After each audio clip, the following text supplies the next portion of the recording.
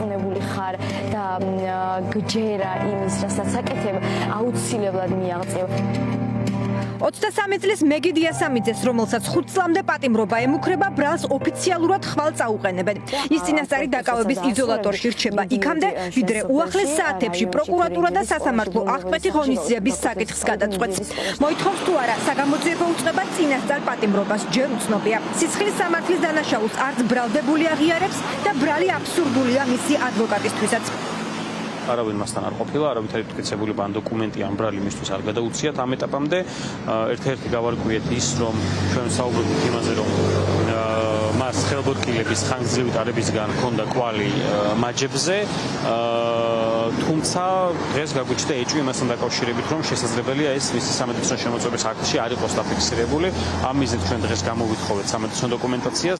მეგი დიასამიძე თბილისი-ბათუმის გზაზე დააკავეს, როცა სახლში ბრუნდებოდა. სპეცოპერაციაში, როგორც ამას მისი ოჯახის წევრები და მეგობრები უწოდებენ, 30-მდე პოლიციელი მონაწილეობდა.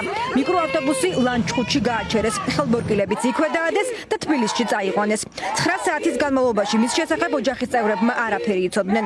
მეგი დიასამიძის და, რომელიც ბრალდებულის მსგავსად უწყვეტი პროტესტის აქტიური მონაწილეა, ანგარიშწორებასა და მათი დაშინების მცდელობაზე ლაპარაკობს.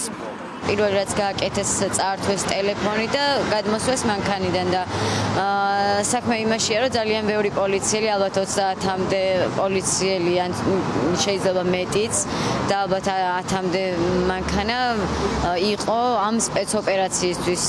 ესე დავარქმევდით ალბათ პატარა გოგონასთვის, რაც მოაწყვეს. ეს არის პატარა გოგო დიდი გულით და იზოლატორიდანაც შემოგვითვალა, რომ ვიბრძოლოთ.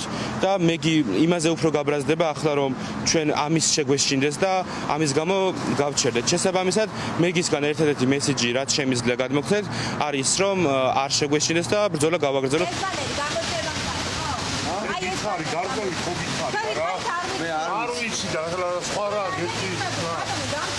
რატომ გაქრა საარჩევნო ბანერი შტაბის შენობიდან? ქართულ ოცნებაში არაფერს გვეუბნებიან. შესაძლოა ის ახლა მთავარი ნივთმტკიცებაა. თუმცა მტკიცებულება თავად პარტიამ მაშინ დააზიანა, როცა რუსული ოცნების წაშლა იჩქარა. ფაქტია, ამ მომენტში მას არ უფიქრია და გამოდის არც პრეტენზია ჰქონია, რომ ვინმე მის წინაშე მძიმე დანაშაული ჩაიდინა. ფორმულას არქივში საარჩევნო ბანერის დაზიანების არაერთი ფაქტი იძებნება. თუმცა სისხლის სამართლის წესით დაკავების არც ერთი შემთხვევა. მსგავსი ფაქტი არც იმ სადამკვირვებლო ორგანიზაციების ანგარიშებში მოხვედრილა, რომლებიც წლებია არჩევნებს აკვირდებიან. მიზეზი მარტივია, ასეთი არც ყოფილა. ძირითადად ოპოზიციური პარტიების საარჩევნო ბანერების დაზიანების ფაქტები უმეტესწილად საერთოდ რეაგირების გარეშე რჩებოდა. იურისტების განმარტებით, ის რის გამოც 23 წლის გოგოს ახლა 5 წლამდე პატიმრობა ემუქრება, მაქსიმუმ ადმინისტრაციული სამართალდარღვევაა. ზოგადად ასეთი შინაარსის ქმედების კვალიფიკაცია არის წვრილმანი ხულიგნობა. მეტი არაფერი, ეს არის ადმინისტრაციული სამართალდარღვევა, რომელიც მოთავსებული არის ადმინისტრაციულ სამართალდარღვევათა კოდექსში, ეს არის 166 მუხლი. და ამაზე ზოგჯერ იყენებენ რაღაცა 5 დღემდე პატიმრობას, ეს მაგალითად ნატა ფერაძის შემთხვევაში როგორც მოხდა, თუმცა უმეტეს შემთხვევებში ეს ხდება ხოლმე ან ჯარიმა, ან საერთოდ სიტყვიერი შენიშვნა, გაფრთხილება. არის ეს დაზიანებული ფოტოები რომელიც გაკეთებულია ამ შენობაზე. მეგი დიასამიძის საქმემ ახალგაზრდა იურისტთა ასოციაციის თავმჯდომარეს საკუთარი შემთხვევა გაახსენა. ეს ორგანიზაციის ოფისია, კულტურული მემკვიდრეობის ძეგლი, რომელიც ქართული ოცნების მხარდამჭერებმა შარშან უხამსი წარწერებით დააზიანეს.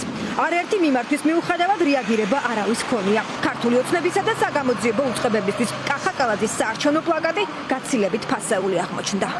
ჩვენ გვახსოვს არაერთი შემთხვევა, როდესაც სხვადასხვა ქართულ ოცნებასთან დაახლოებულმა ჯგუფებმა დააზიანეს სამოქალაქო საზოგადოების ორგანიზაციების, ასევე თანამშრომლების, თუ მედიის წარმომადგენლების ოფისები, საცხოვრებელი სახლები და საკუთრება და აქ საუბარი იყო არა მხოლოდ საკუთრების დაზიანებაზე, არამედ მათ შორის დევნაზე და ამას არანაირი სისხლის სამართლებრივი პასუხისმგებლობა კი არა, ადმინისტრაციული პასუხისმგებლობაც კი არ მოყოლია, ამიტომ ეს შემთხვევა მათ შორის რომ შევადაროთ წარსულ წლებში სააგიტაციო მასალის დაზიანებასთან დაკავშირებულ პრაქტიკასაც, მე არ მახსენდება ისეთი შემთხვევა, როდესაც სისხლის სამართლის წესით დაწყებული იყოს გამოძიება, არათუ ვინმე დაეკავებინოთ ამ ბრალდებით.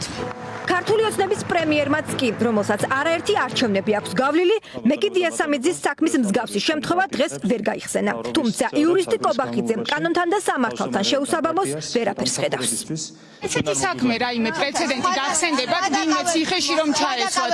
სისხლის სამართლის წესით რომ აღეძრათ საქმე ბანერის დაზიანებისთვის და ვინმე დაეჭირათ. სიქვანების დაზიანება 150 ლარის ევითხირებულების თუ არის შესაბამისი ნივთი, არის სისხლის სამართლის დანაშაული, ჩვენ არ მოგვიგონია 35 წელია. შეგიძლიათ ასეთი შემთხვევა გაიხსენოთ, რა შემთხვევები იყო ბანერის დაზიანებისთვის ვინმე ციხეში რომ გაეშვათ.